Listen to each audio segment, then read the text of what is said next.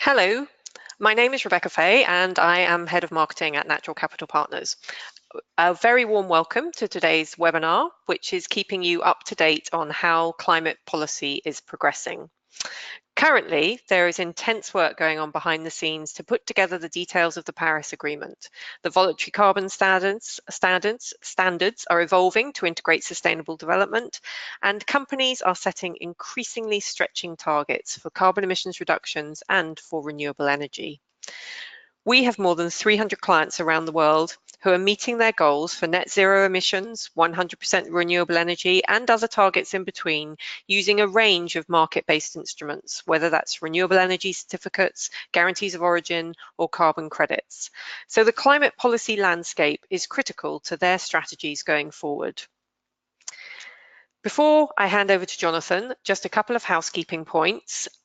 You are all on mute, and if you would like to submit any questions, please do so using the panel on the right-hand side. We have left plenty of time at the end of the webcast to go through your questions, so please do send anything through there that you need to.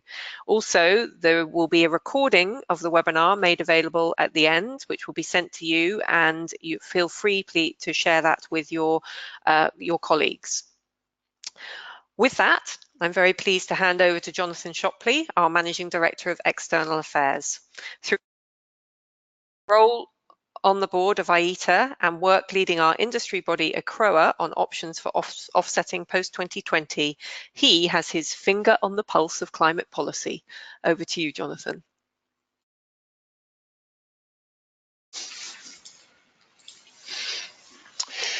Well, I'd like to add my welcome, Rebecca's welcome to you all. Thanks for taking time out of your busy day to get this this update.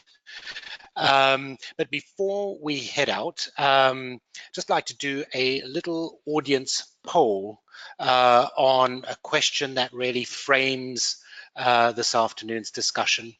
I'd like to ask you to vote on the question, how optimistic do you feel about the role of business in taking climate action in a post-Paris world? And you've got the obvious choices there, from very optimistic to very pessimistic.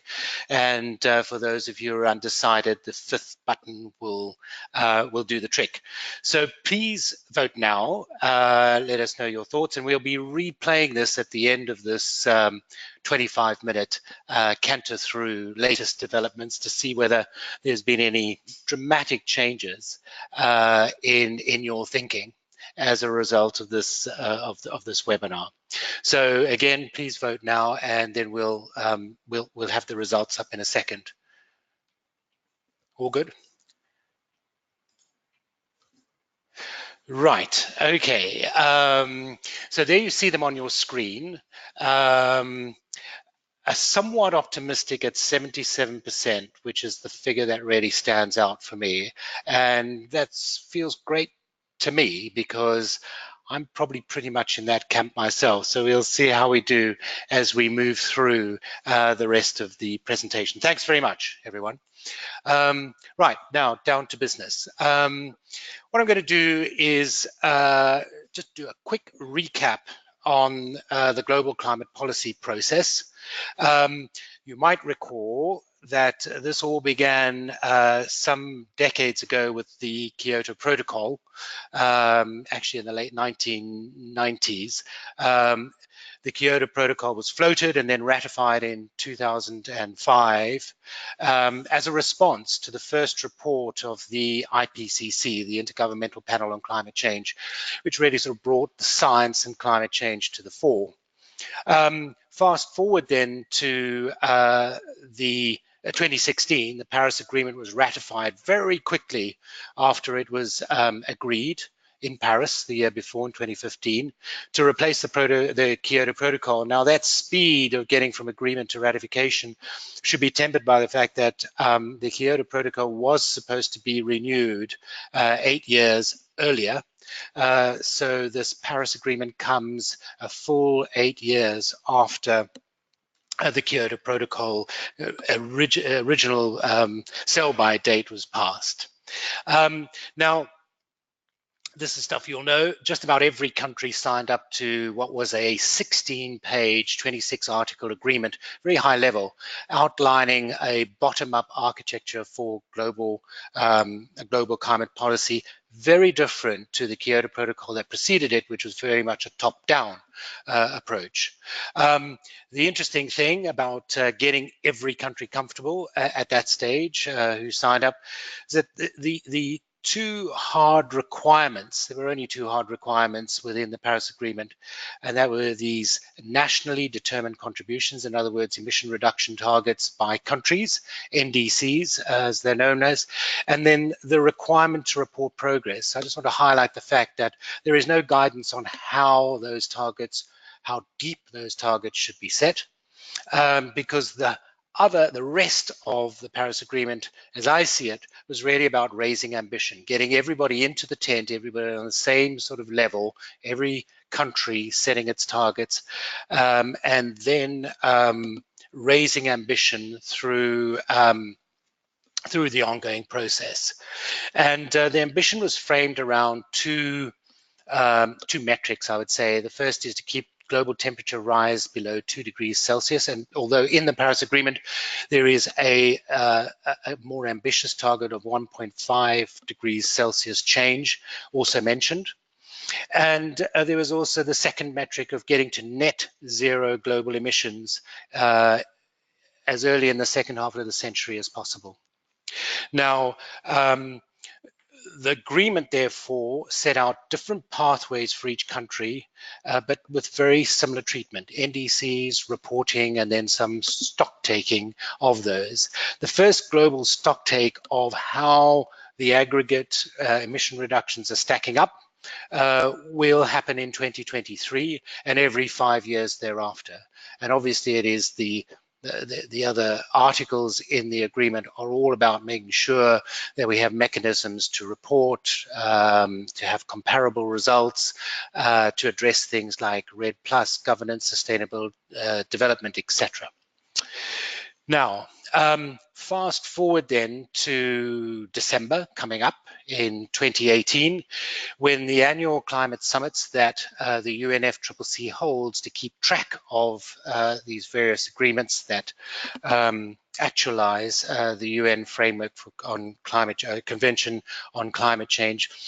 These meetings are very important either in terms of setting course or giving detail to the agreements.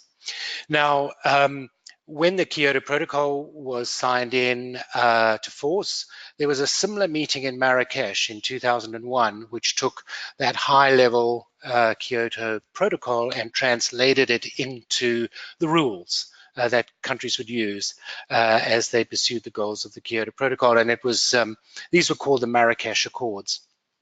Now, the COP24 that's going to be held in Katowice in Poland in December 2018 has a very similar objective, which is to agree the implementation guidelines, or what is being called the rule book, to operationalize the Paris Agreement. Now, the priorities for the rule book is to make sure that the NDC accounting, these nationally determined contributions, are the ways in which that accounting is done is laid out so that we can compare and add up and track progress. That is one of the priorities and probably a tough one. And as you may or may not know, the NDCs that have been submitted, the initial ones, are somewhat, if I was being polite, all over the shop.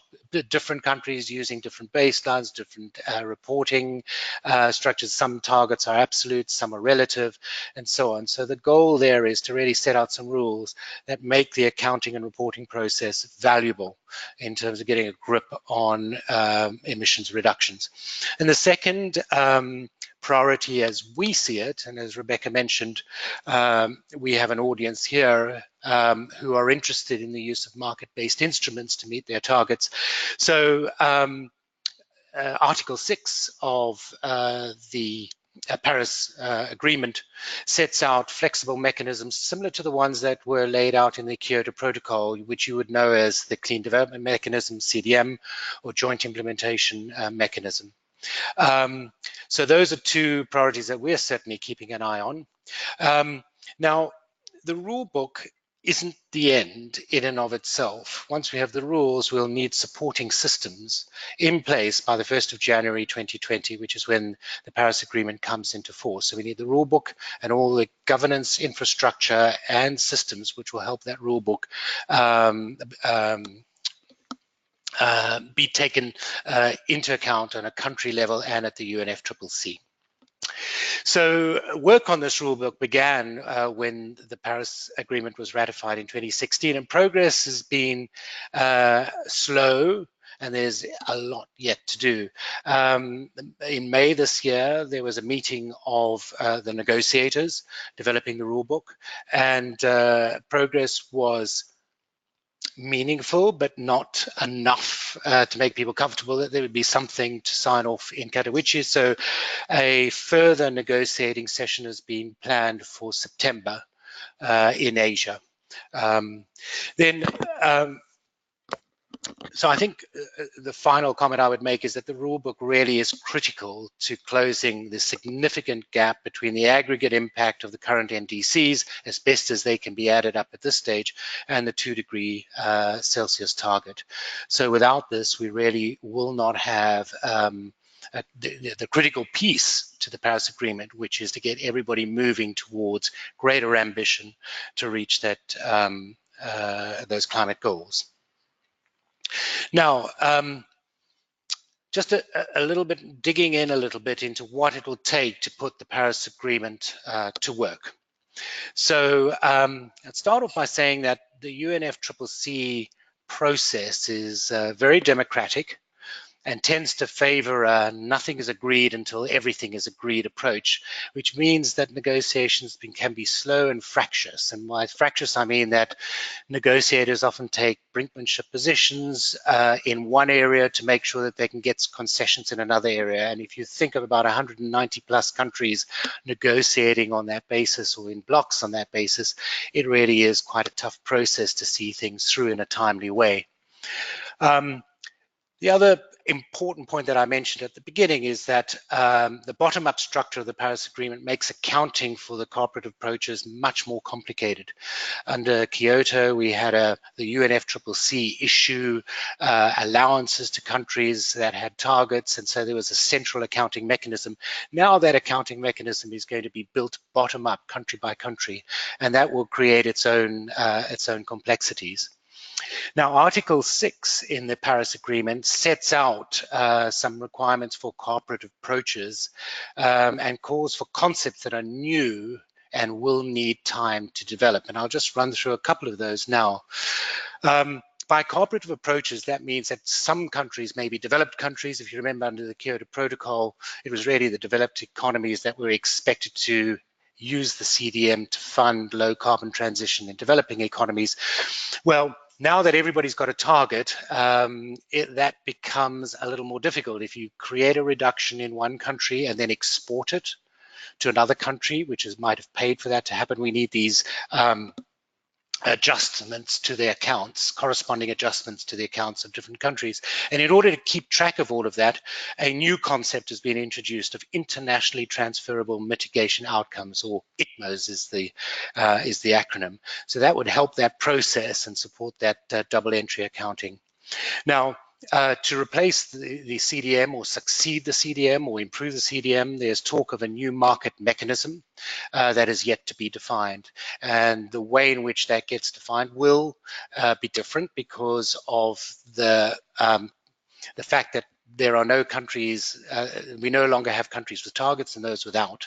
So this new market mechanism, which is expected to deliver net reductions, not just a net zero sum game, will need to be thought through in a way that hasn't been required before. And Article 6 imposes new requirements or strengthens old requirements in the Kyoto Protocol. They're going to be very difficult to clarify within individual countries. So they're looking for transparency on overall mitigation. That's the accounting and the reporting and the verification and being able to access information about how countries are doing against their targets. And there is a great deal of emphasis put on environmental integrity. In other words, these mechanisms really need to reduce emissions and not have any unintended consequences or related consequences, and with a very specific focus on double counting. In other words, a reduction funded by a country in another country shouldn't be claimed twice by those two countries. And then the third is there's a greater emphasis given to sustainable development, which, as we all know, is very contextual to very specific countries, unlike carbon emission reductions, which are somewhat global, very fungible instruments, outcomes to measure.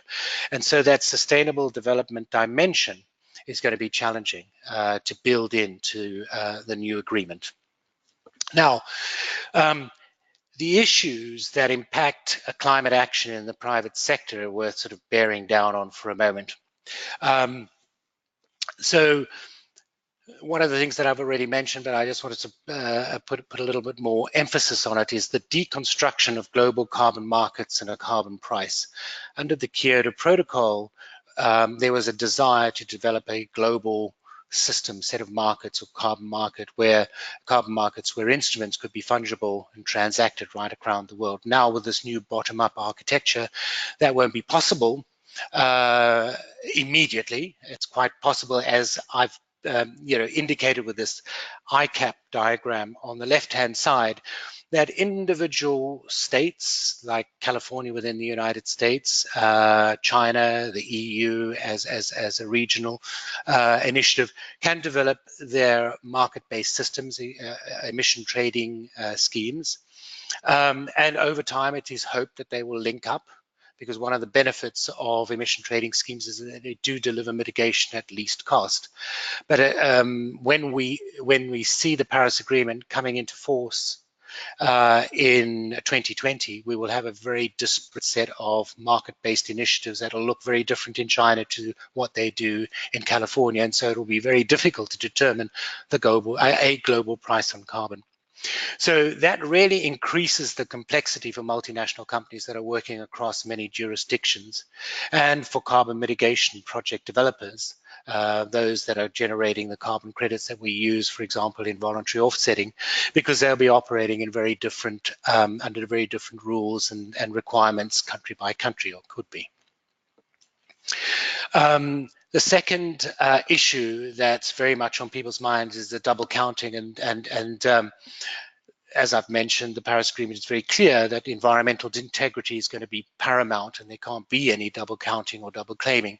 And so this requires a sound infrastructure to prevent double issue, the same project issuing credits in two different parts of the world, double use, different actors using the same credit, which those are two forms of double accounting that can be solved by registries and good governance and a decent and a well-established infrastructure.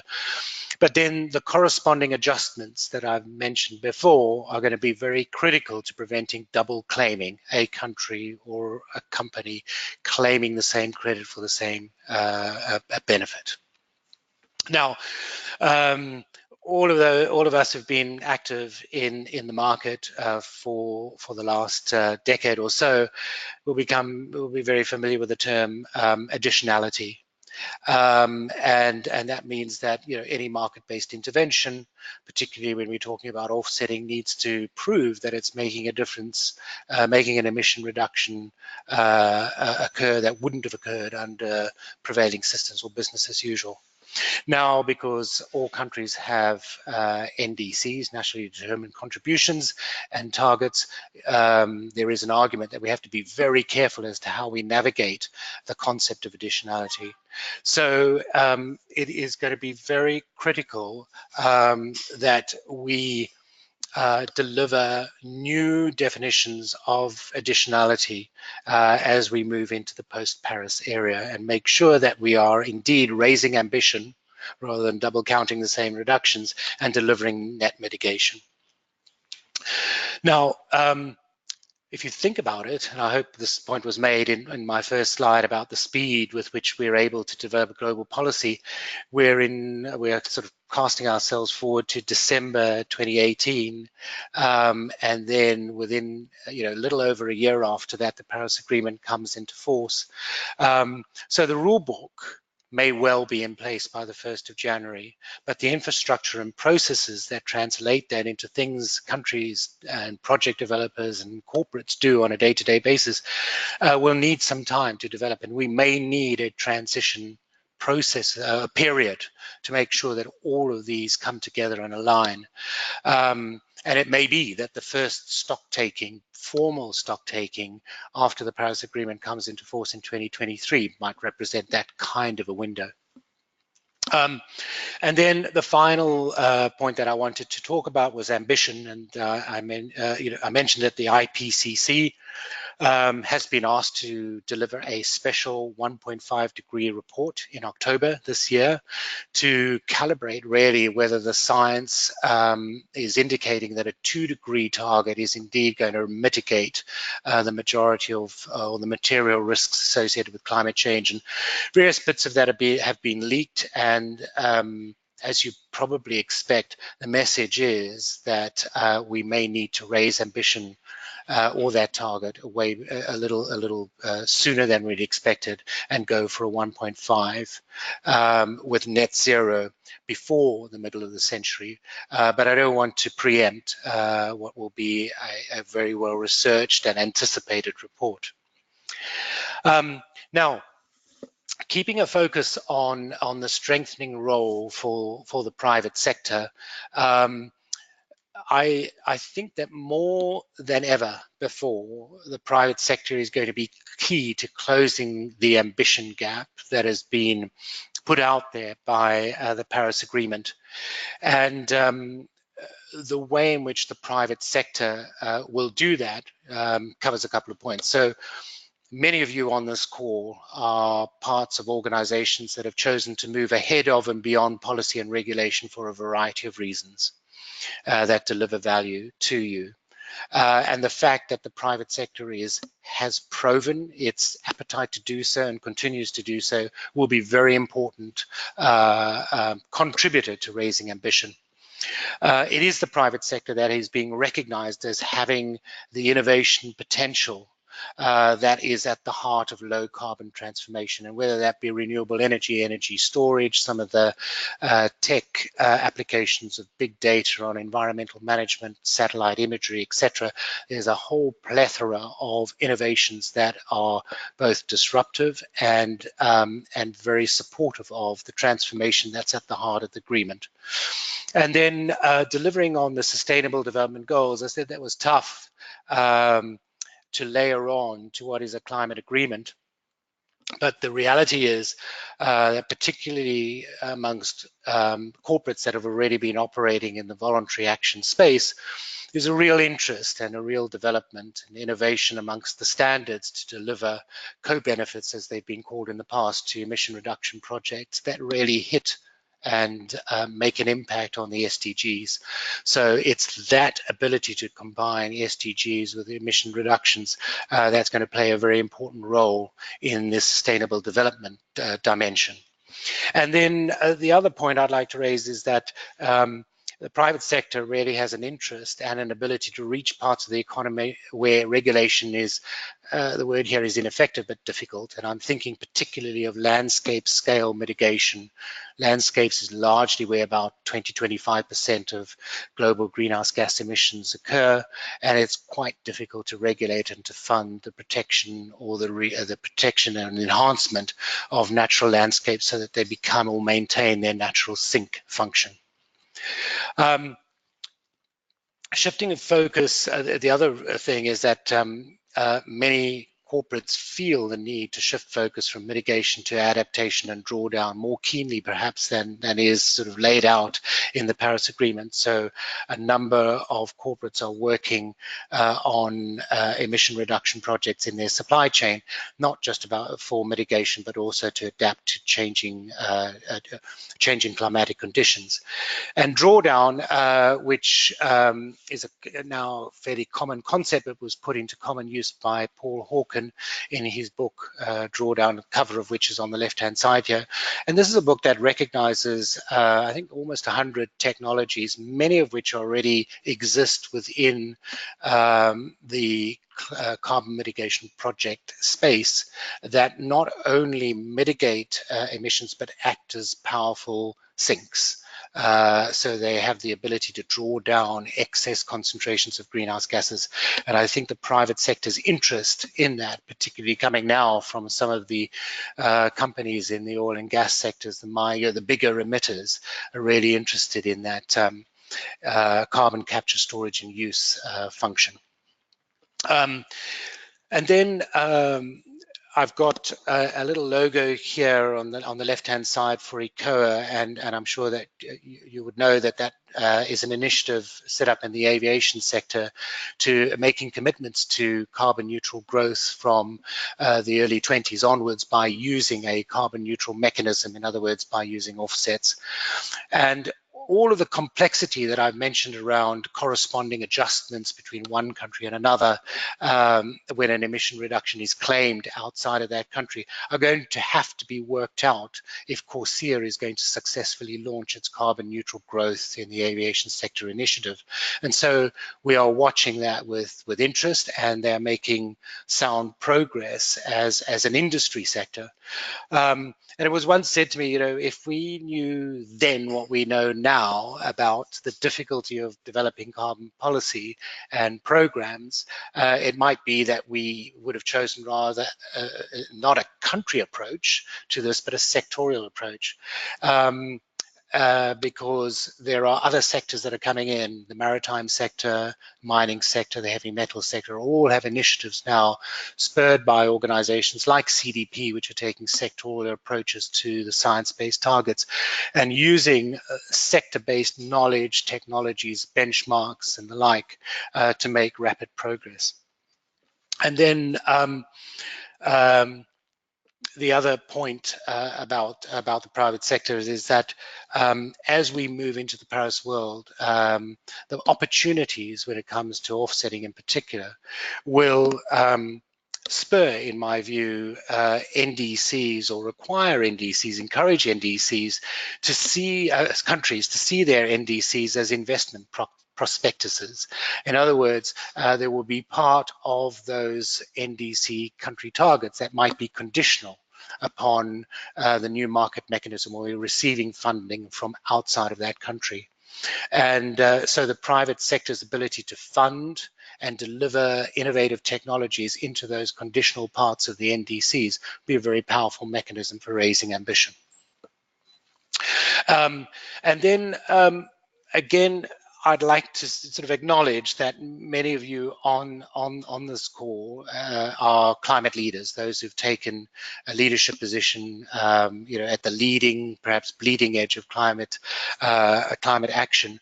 And we know that the rump of businesses, the potential smart followers who want to know how to set deep, meaningful, de-risking targets for their businesses, that's where the prize is for the Paris Agreement. So moving beyond climate leadership into smart followership with a good translation of all of the articles of the Paris Agreement into actionable programs with appropriate infrastructure is going to be really key to unleashing a private sector potential. So now, I'd like to just turn to what continues to drive climate ambition in the private sector. And, you know, if you were to characterize the Kyoto Protocol's period, there were and there are requirements for transparency, accountability, and targets, emission reductions on a percentage basis. And in my view, and that's very well represented by platforms like the CDP that have encouraged companies to report on their progress in that way. But they, and under the influence, I would say, of initiatives like the Task Force on Climate Related Financial Disclosures, are really shifting the emphasis for businesses to move from incremental reductions to see climate action as part of strategy, transformation, and a way to maintain enterprise value. And I think initiatives like Carbon Tracker, which have really brought the long-term enterprise value of coal-based, for example, coal-based enterprises, organizations, corporates into question. You can see that that shift to strategy, transformation, and enterprise value is now driving things into the post-Paris Agreement or the post-Paris world. The second thing I would say is that over the past couple of decades, sustainability has been the business objective for many climate leaders. But we're seeing through the combination, through the focus that the global goals, sustainable goals, have brought to sustainable development, and then initiatives like, for example, the Future Fit Business Benchmark, are shifting companies' focus away from to expand from simply looking at metrics and emission reductions into how do we craft our business strategy, the products and services we offer, and our business model so that sustainability becomes the context for core business strategy. And I think these are two very important trends that are going to be continue to drive action under the Paris Agreement. Now, getting a little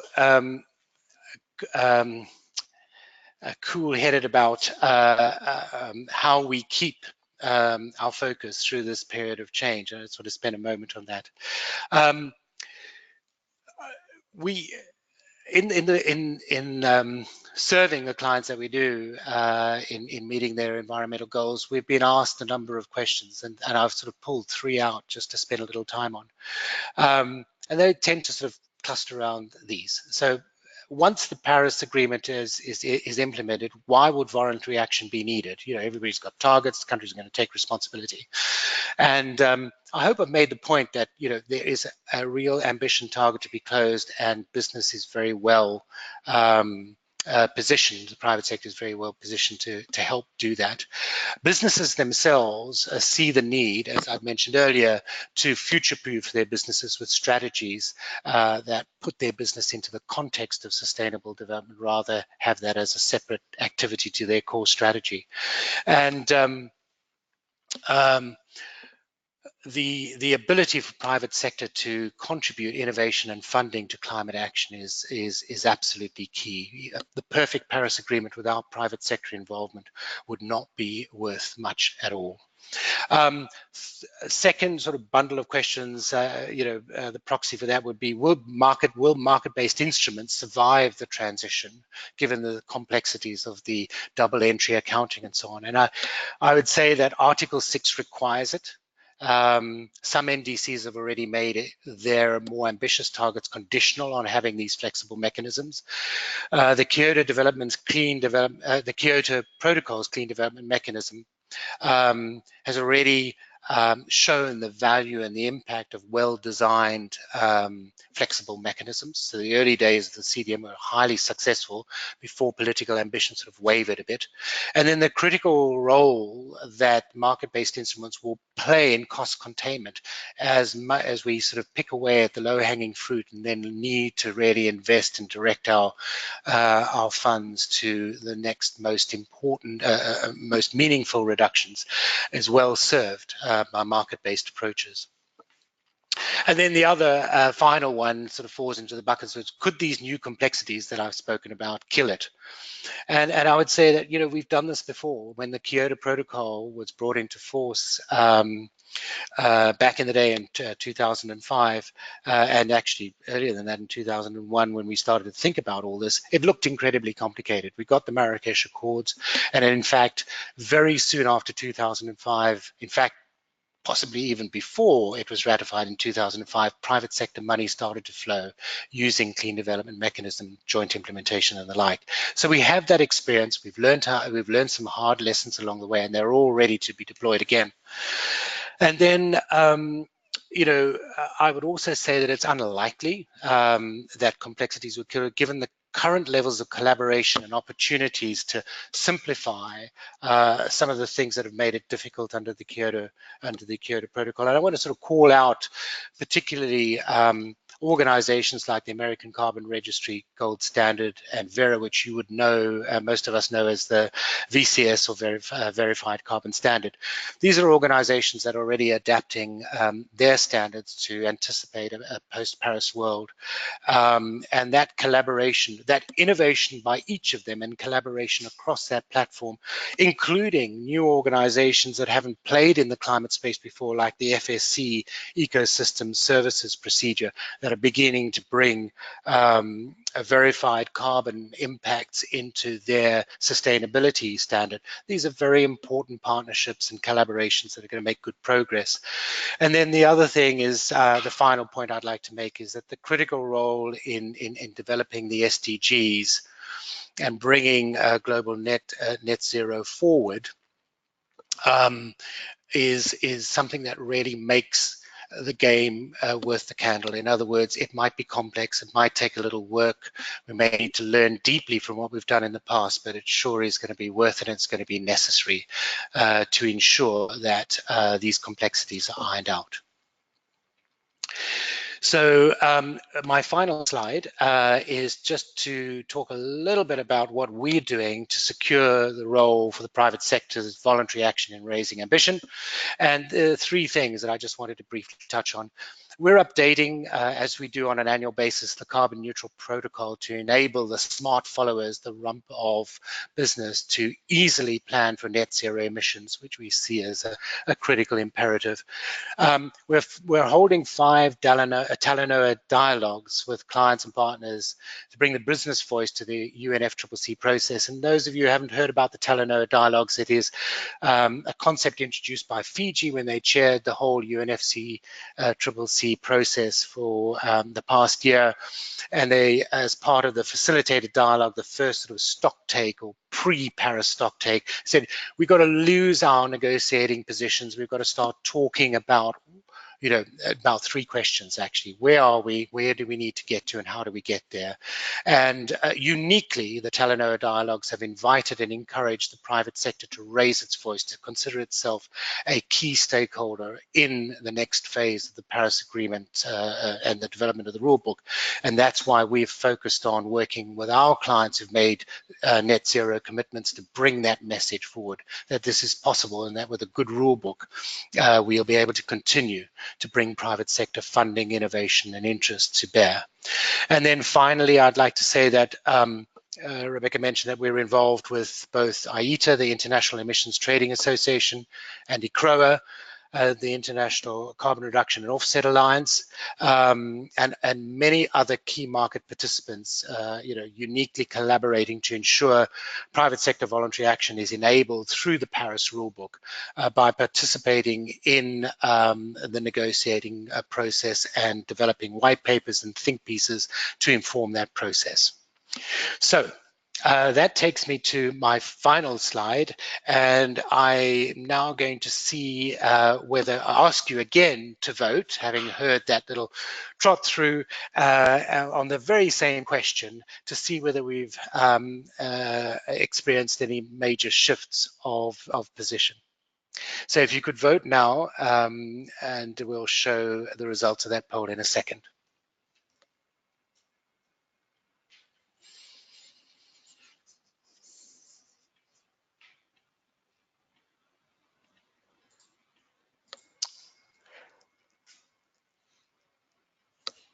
I don't think it's moved at all. I'm looking at the results. Maybe that's what I was suggesting, is that we are all somewhat optimistic, and that position hasn't changed. Some of the complexities that I touched on haven't removed any of that optimism, and that's fantastic to know. But I do hope that some of that additional detail has added value to the work that you're doing in your organizations. So I'm now going to turn back to Rebecca and see what questions have come through. Thanks, Jonathan. So we've had a few questions come through. We've only got 5 minutes, so we'll try and get at least to a couple of them. And if you've asked a question that we don't have time to respond to now, then we will come back to you separately after the webinar. First question is, Jonathan, can you explain, you mentioned the corresponding adjustments. Could you explain a bit more about corresponding adjustments and what that means? Yes, yes, I can.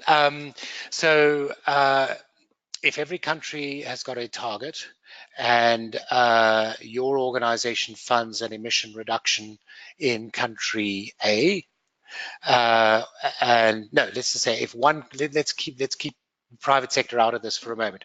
If country A finds an opportunity to export its technology and deliver an emission reduction in country B, and pays for that and makes a claim either for compliance purposes against, in other words, that my emission reduction in country A is something I'm claiming against my NDC target in country B, then if we do not make a corresponding adjustment to the NDCs of both of those countries, it'll be possible for country A and B to say, well, B will say, I've funded a reduction. A says, I've hosted it, and there's the potential for double counting. So the corresponding adjustment is that if country A exports the reduction in return for that technology and funding, then its NDC needs to be increased by the amount that it's exported. And country B, which has taken ownership of that emission reduction, gets credited with the same amount of reduction. So its NDC can be reduced by that amount. That leads on rather neatly to another question, which is, you mentioned about supply chain projects and that there will be corporates investing in supply chain projects. Will corporates be able to claim the reductions from supply chain projects that are delivered from supply chain projects? So that is much more difficult to answer right now. So it depends in what kind of circumstances that supply chain project is hosted in. So if it's within a part of the economy that's covered by the NDC, then it would be possible to do that without double claiming or double counting, particularly if the host country makes a corresponding adjustment. If it's outside of the NDC, it could be argued that because it's not part of the NDC targets, that it's almost like the Kyoto circumstances. It's immediately additional. But that's been, the people, there's a general concern around environmental integrity. If we do too much of that, that it'll become a perverse incentive for countries to not extend their NDCs. And then the standards have been working on this a great deal. The gold standard has also been developing what is called a climate finance opportunity, and simply says, instead of making a claim of carbon neutrality or net zero, an organization could fund a project in its supply chain in another country and say simply in its narrative that it has funded a reduction in that country and is not making a claim against it. So there are a number of ways in which that can happen. And I think this is the innovation that the standards are going to continue and the players in the markets are going to sort of work on. But we need to make sure that the rule book, the Paris rule book, really anticipates that and will enable those different approaches to continue to support businesses that are putting their money to work and make sure that they get rewarded either by a claim or some recognition of proportionate value to them. Great. I think we've got time for one more question. So someone is saying that reasons to be less optimistic would be the development's taking too long and too few companies are participating to be really meaningful. Any thoughts, any views on that? Yes, so I think that question for me breaks down into two parts. It's taking a long time, and even if the rule book's in place on the 1st of January 2020, we're going to need processes and infrastructure, which is why some of us within ICROA and elsewhere and market participants is thinking about we need some kind of transition period to make sure that we can continue to innovate and make sure that the systems in place are robust. And then the second part of that question is we want to move from the climate leaders to the smart followers. We want to make sure that this isn't just a niche thing where all the big emitters are excluded. And it is my view that the work we do over the next 3 or 4 years in implementing the Paris rulebook will really determine whether this moves out of the leaders, and I don't want to use the word ghetto, that sounds somewhat negative, say niche, represented by a few companies that are really determined a lot, to the point where this becomes an easy action on behalf of all companies, whether they be big emitters or small, to set net zero targets with the help of markets enabled under the Paris Agreement. Great. That's all we've got time for. That was fantastic. Thank you very much, Jonathan. And thank you all for attending and for staying with us for this. We hope you found it useful. And as I said at the beginning, we will be sending out a link to the webinar, so please feel free to share that with your colleagues and your peers, and also contact us. You'll see on the screen now my email address and Jonathan, so please do contact us if you have any further questions. Many thanks and enjoy the rest of your day, everyone.